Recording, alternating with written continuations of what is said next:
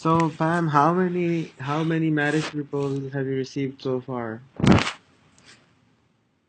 Okay, I How, didn't understand. how many people proposed to you so far?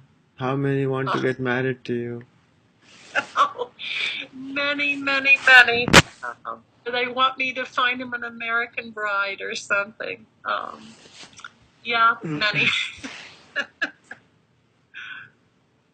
Uh, uh, let's see. I talked to what do you say? Too many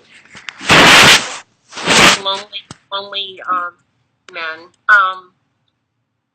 They have so many responsibilities, which I did not realize this myself. That you take care of your family in Pakistan. You retire, your parents, they live a good life, and the sons, take care of them. That the families all live as a family unit. So there are many in a house. There's many to feed, to clothe the children, but they're happy. Um, but there are many. Something else I didn't realize either. Like I say, I've learned so many things, and I learn something new every day. I never knew that there was arranged marriages in Pakistan. I never knew that there was the two different, the love and the arranged. And many want to be married, but either they don't make enough money, because they must take care of their families and their parents, and they have expenses, and so they wait, or they have to wait till their brothers are married, and maybe they're the last one, or what have you. So they just want to talk to somebody, and so I do that. We just talk. They want to know about America and how things are different here, and what have you. And so we do that each day. um, like I say, that I've been talking to some too, that go through divorces, and it's pretty hard, especially for the wives, because they go back home, and they ask me, sometimes for advice, and I can give little, but I always say, our cultures are so different.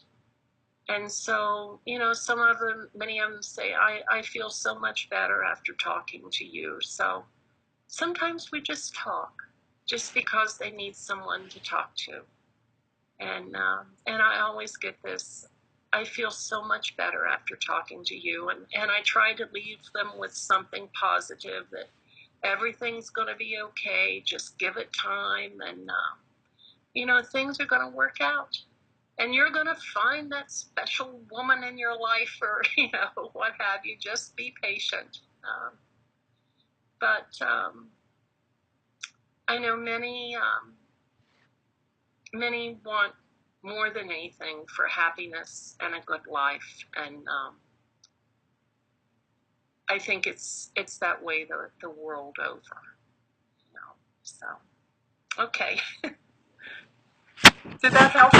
Yeah. So, what do you answer if when somebody says, "What is in it for you?" Okay. I have basically, I've had this, and I tell them nothing's in it for me. I do it because I love to talk to people. I want to know about you. I want to know about your family. I want to know about your country. And I say I get nothing from this other than a good feeling in my heart, for doing something kind and good for people. That's what we're here on this earth for, is to help one another. So basically, I say I don't get any money or anything from this. I am asked for money quite often, but It's like I tell them I'm not rich, and I make it very plain. I do this for no one. It breaks my heart. Some of the stories that I hear, I talk to some that have orphanages, and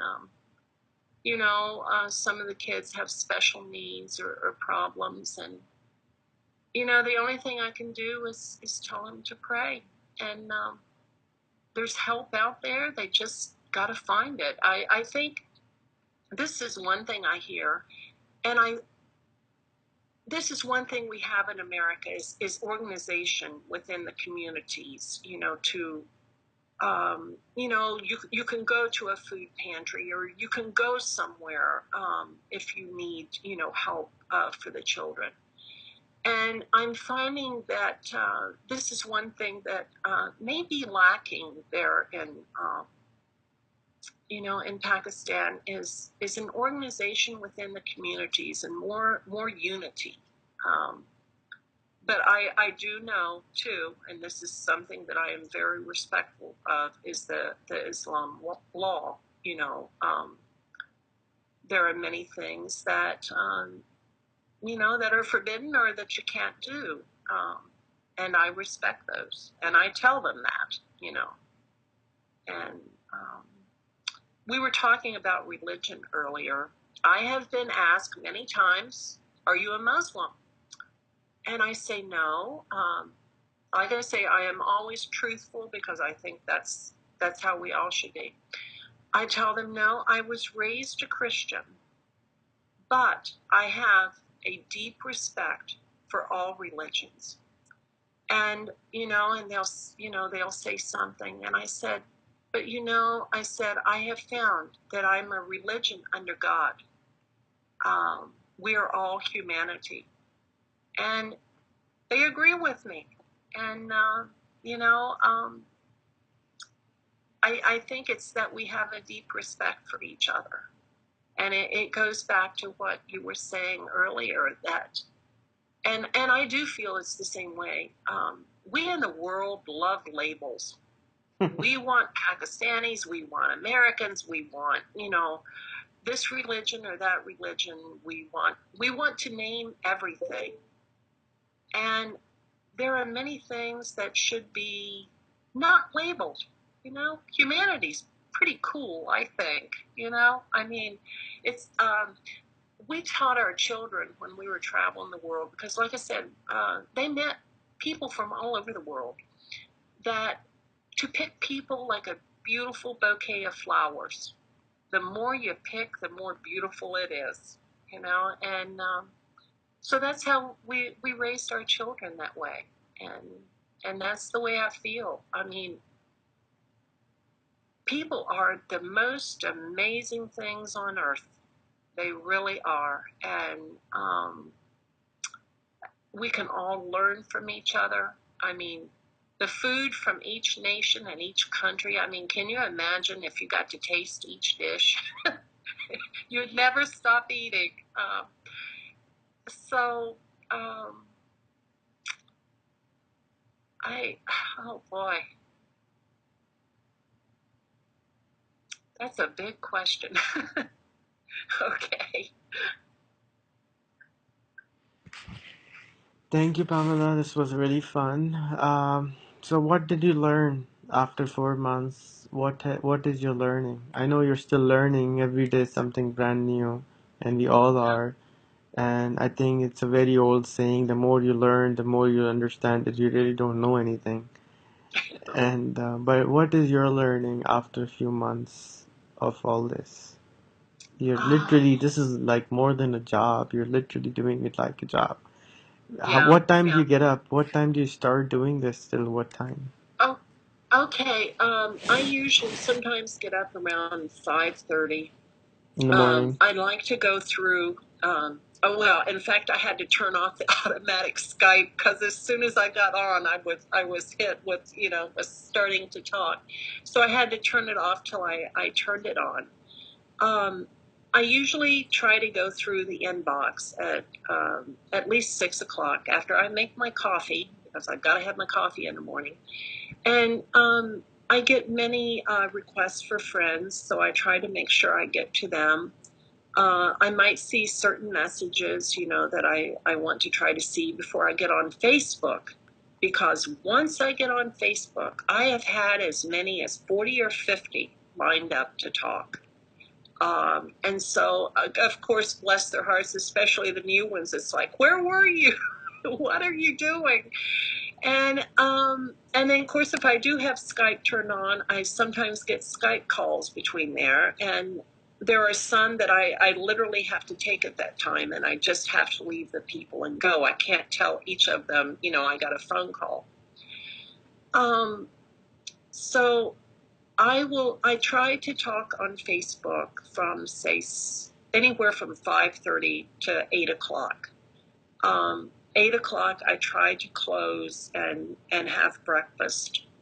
And then I'll do a little housework, and then I try to be back around 9 o'clock. I open up Facebook or I go to Skype, and I talk till sometimes 2. I have talked till 3 o'clock, depending on how busy it is. Take a break, do a little bit more work. I have animals, so I have to take care of the animals outside, which many want to see my rabbits, so I've got to take a tour outside one day. I come back, I turn on Facebook, and I'm here till sometimes 9 o'clock. If I can't sleep, I may get up and get on it at 2:30 in the morning, and and just talk. So I'm pretty much on here almost most of the day, and I'm sure the messages are running in my mind when I go to sleep, what I've missed. I feel bad sometimes. I have so many people that I can't get to them all, and I literally just have to close and go eat because my fingers are so tired from typing, I can't hardly move them. But I do try to close between 8:30 and 9 at night, and have a break. And I'm family day is on Sunday, so I will get on in the morning and see the messages or bring the new friends along, and then take that day off. And then Monday morning, I get dressed when I get on here because I want to look good for the world. So they want to see my earrings. They want to see what I'm dressed in. And so I literally get dressed to go to work on Skype and Facebook each day. It's fun. It's fun. What does I do have families that want to send me Pakistani dresses. I haven't got it yet, but, I'm still looking for it. And I love it. I am so hooked on Facebook and Skype. It is unreal. what does your husband think of this? Uh, What does your oh, husband think of this? well, at first my husband didn't know what to think, but as I say, I take people on tours of my home.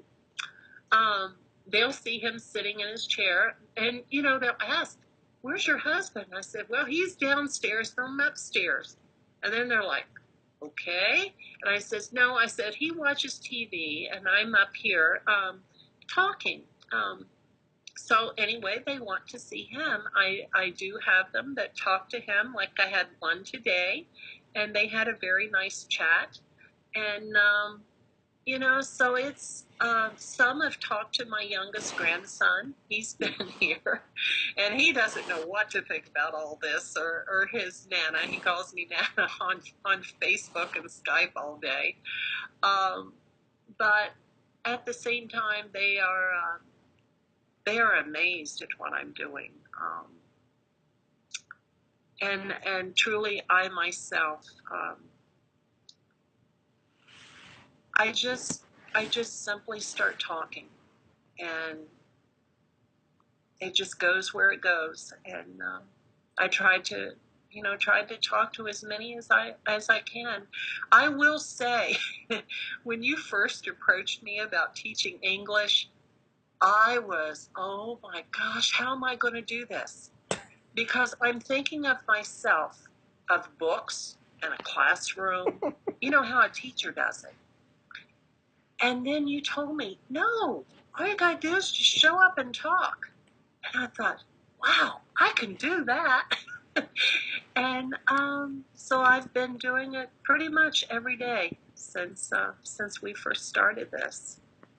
And people will wonder about the friends, and I've been asked, how do you know them all? And I said, I don't need to. I said, they all know me.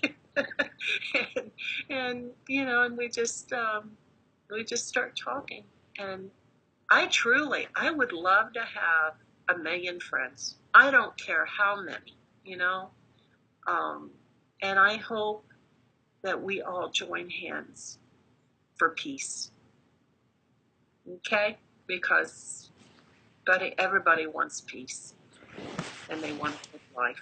Have you started to introduce friends to friends? Like, for example, you have a lot of friends. Are you introducing them to other friends? Well, I have tried, and I've been asked this. I don't know how to do this on Facebook. Um, Okay, what? we'll teach you, no problem. Yeah. I have a few. Some of them will want me to introduce them to Americans, and the sad thing is I think I've gotten maybe 10, maybe 12 American friends since I started this, and some of them are in the military. But I would have to say 95% of my friends come from your side of the world. Like I say, I have. I will tell you this. I have many friends in Palestine. And of course, we talk about Israel. I had one Palestinian the other day, and which is true. There is good and bad in all of us. And she was saying that her husband works with a Palestinian, and very, very, very nice family. But this is the one thing, like I say, I only had the one friend, but I don't know how to reach Israel myself. They are a walled off city, but I am afraid, and I have wrote. I toured many concentration camps. I've been to Auschwitz, Birkenau. I've seen the horrors of war, and I have wrote many times. And this is something I did not know. I did not know that Islam believes in Jesus. I never knew this. And so I am fascinated by the religion that Christianity holds up is Israel, that does not believe in Jesus. And yet we hear this every day. And I think a lot of it is because many are like me. They don't know about Islam. All they hear is on the news media is those radicals, those jihadists, those this and that. They don't open up their hearts, and they don't talk. And that's the only way that we can break down walls and stop wars, by talking to each other and finding out that we're not so different. And I think it comes from all sides, but I will tell you, there was one person I was talking to. I don't know who it was. It was some man, and I don't know when, was going to teach an English class. And so the man was so excited, to learn English from an American. And so the guy asked him where it was from, and I think it was Pakistan. And the first words out of this American's mouth is, "I can't talk to you, you're a terrorist." And he left.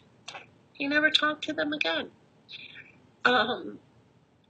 We have to change this perception of Islam and of Muslims.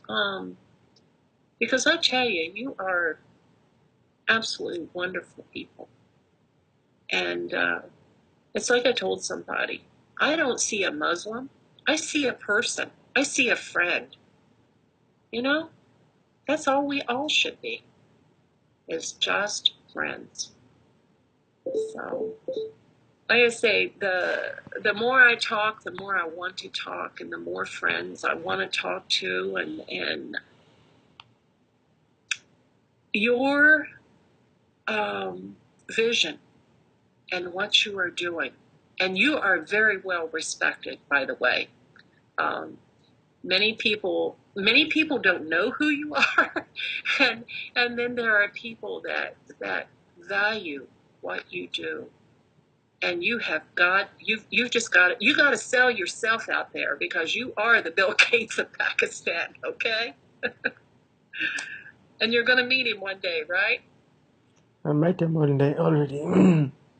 You did? Yeah. Oh, wow. Wow. I just saw him. We didn't get the chance to talk to each other, but we saw each other. Wow.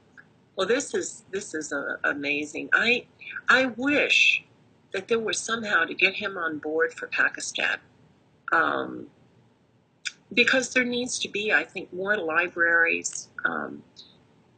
I've talked to Mr. How do you say? Is it Faraz? Dr. Faraz? Which one? Is that how you say it? Huh? Yes. Yeah, I've talked to him many times, and oh, he wants so much, and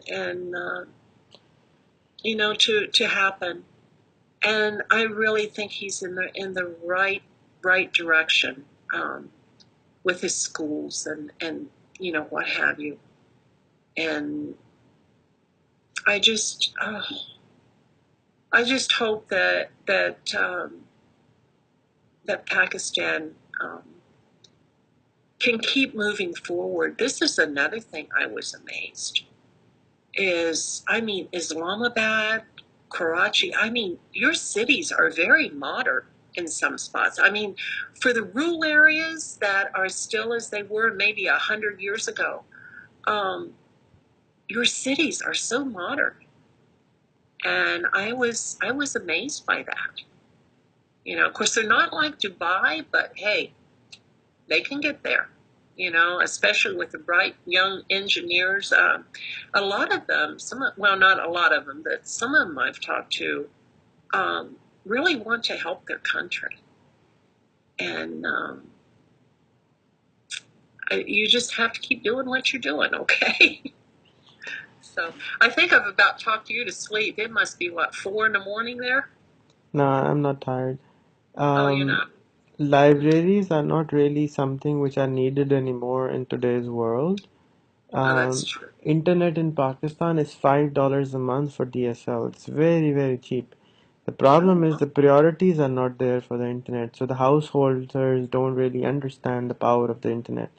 So Yeah, if somebody tells you a story and say, hey, this and that, and we don't have this, we don't have that, basically they just don't know how to Google yet.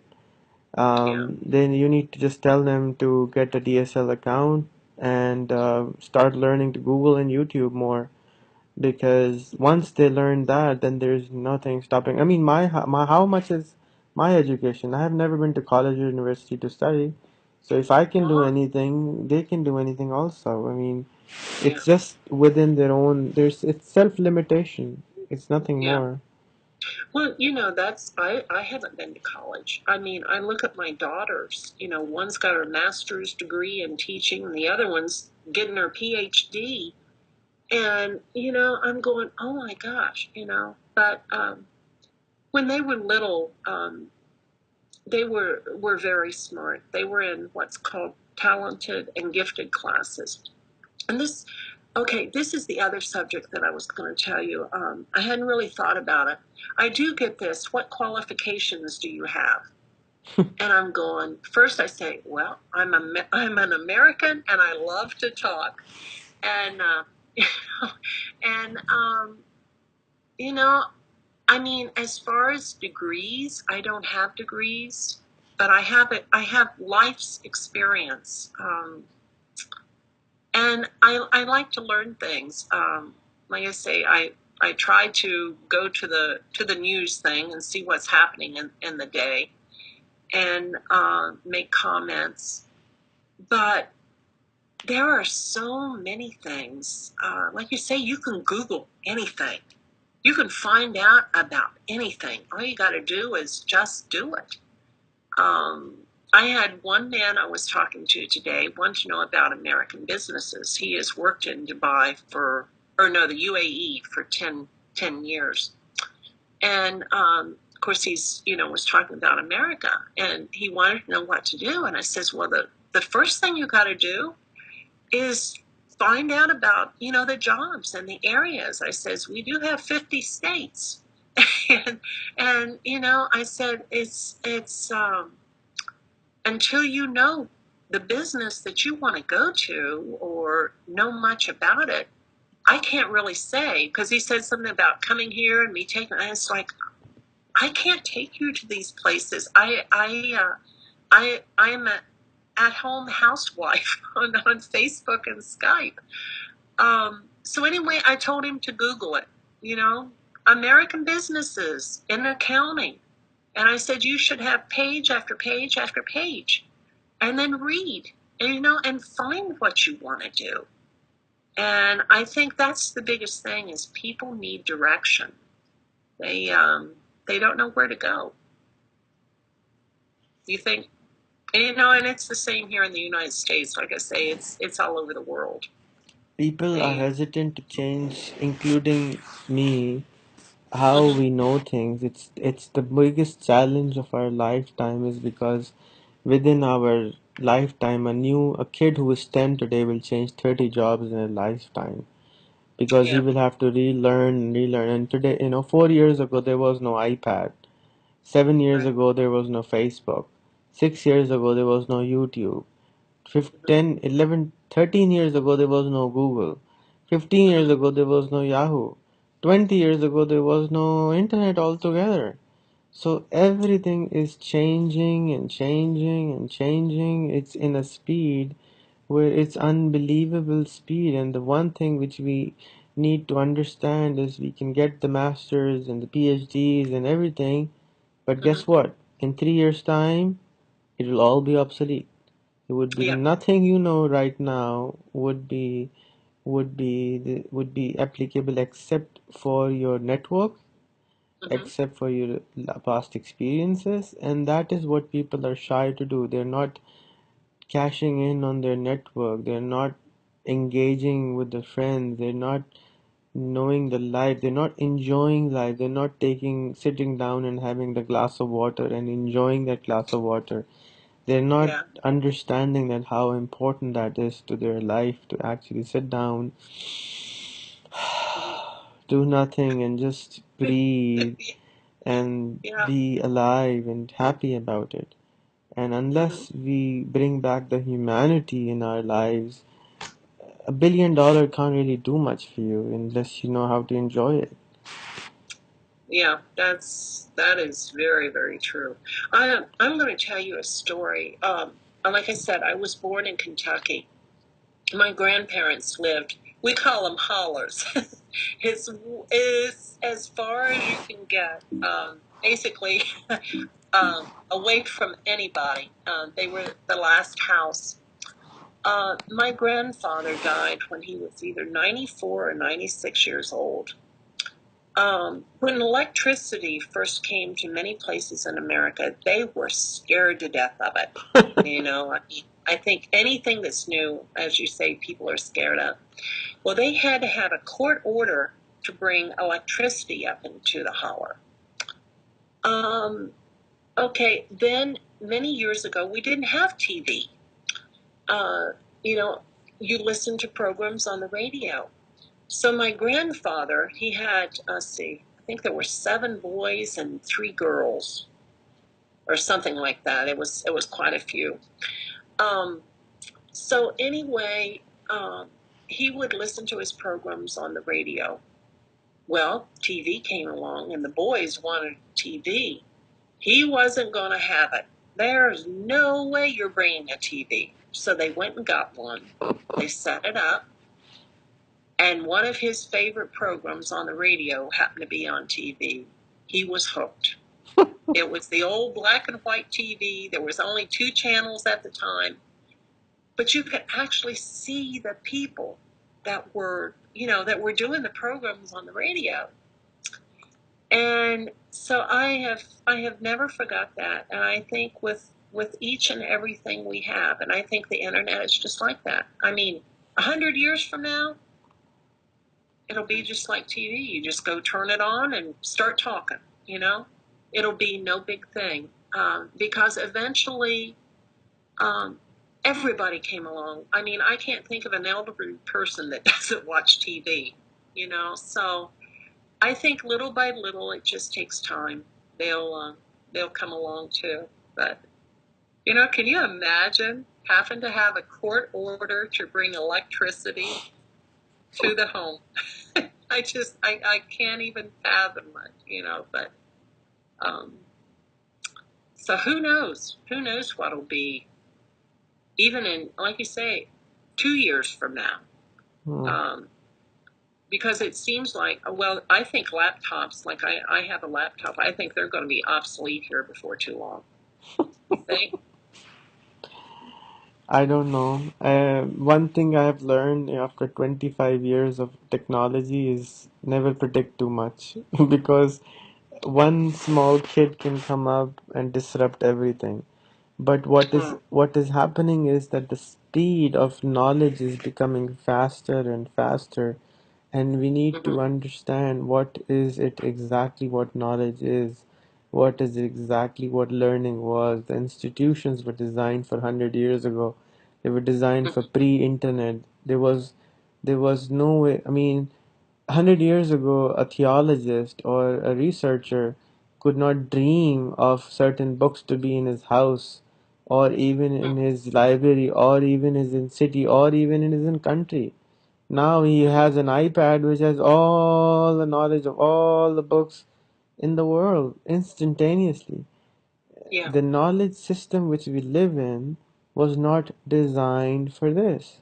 It was designed for an altogether different system. And unfortunately, we are ignoring the new technologies, and in the schools and the universities, the Mm-hmm. most important thing in the world right now is how to use Google, how to use YouTube, how to use your iPad, how to use Skype, how to build a relationship. We never Mm-hmm. teach that in school. How do you make a conversation with human being? How do you Yeah. interact with a person who is living overseas? That is Mm-hmm. what will be happening. Everybody will be talking to cross-cultural uh, things, and more intercultural marriages and more Mm-hmm. intermingling will happen, and we will need to drop our labels, as you said it. We will Yeah. no longer need Gucci and Armani's on our foreheads. We Mm-hmm. won't need that anymore. And Right. we are not teaching that to people. By the time a person will graduate, if a person goes to school today, in 10 years' time, oh my God, everything around him will change. The kind of TV, the kind of internet, the kind of everything will change. Mm-hmm. It's just we're not preparing ourselves and our children, and we're still living in those egoistic world. Oh, I have this degree and that degree. Degrees Yeah. really wouldn't matter anymore because Mm-hmm. it's getting faster and faster obsolete. Yeah. um, Imagine a 30 people company called Skype being sold for $7.5 billion. 35 Wow. people working for that, which in the human era has it ever been done before? Imagine a 27-year-old kid called Mark Zuckerberg changing our lives for forever. It's Yeah. just one kid coming up with a better idea can change everything. So that's the beauty of today's life. And Mm-hmm. unfortunately, the kids who are smart, who are great, but they're all living in their own ponds, and they Mm-hmm. think, oh, that other pond is so much better. And oh, at the same time, oh, my pond is the greatest. I am the greatest of my pond. And they Yeah. don't realize there's an ocean out there, dude. You didn't need Yeah. to go to the river. There's an ocean out there. You're not prepared. Once you go in the ocean, you will be lost because nobody's Yeah. preparing you for that ocean. And you come into their life and you're actually holding their hand and, okay, I'll teach you how to swim in the ocean. So you become a Yeah. small bridge for their lives. And the next step, I think, which I would request you to do is make more Pamelas, make more um, introduce more people to these friends which you already have. Okay. And that is what will start creating more Pamelas, because once you start introducing these people, you have created a pattern, and these people will start joining. You can go to old homes, or you can do a meetup at your house. Don't worry about if somebody shows up or not, but I think if you start holding meetups on Sunday or on Saturday or at the church or after church or a church group, and you start Mm-hmm. sharing your story which you shared here today with Facebook and YouTube, I'm sure this story will actually help create more Pamelas. And I think what you're doing is wonderful. You're giving your time, your devotion, your love to all these people, and they're lucky to be around you, and they're lucky that they have all the wealth of knowledge through you, in their pockets or in their computers. And you know I think the world is going to have peace after all. It looks like a lot of people are working for it, and the nature of law, the nature's law is that all the hard work we do never gets to waste. So I Yeah. think there are a lot of good people out there, and all of a sudden they are now starting to connect to each other, and Mm-hmm. that's really beautiful. Yeah. I like I say, I can't thank you enough. Well, I can't think. What I really got to say is I cannot thank my first friend from Pakistan many, many months ago for sharing that video of you, because I tell you what, it's been exciting since I've met you, and you opened up this world to me. I just I can't get enough friends. I can't, and I can't talk to enough people, and I can't wait to see Pakistan. But the thing of it is, if I go to Pakistan, I got to figure out somehow how to get to Dubai, to UAE, to Saudi, to Palestine, to Egypt. I told my husband, I said, when I go, I don't know when I'm going to be home again. So, because I'm invited to all these countries. And like I say, I can't imagine in a year's time what it's going to be. So, but I thank you so much. And we'll just keep going. I was going to say, if you get a chance, I did post a bunch new pictures. It's in my Easter 2013 album. There's a very, very good picture of me I think you'll like. And I do think, like I said, that time was a very hard time for me. So it might be time to change me up. Okay? All right, thank you so much, Pamela. Thank you for all your love and all your care for everyone in the world, and everyone who has watched this video. I request you to please share this video with all your friends so that all the friends can also get love of Pamela. So start sharing and send more friends to Pamela and steal more of Pamela's friends. Go to her friend list and start adding those people. Steal as much as you can, because it's not, the more you steal, the more love you will grow in the world. Thank you so much, Pamela. God bless you. Thank you.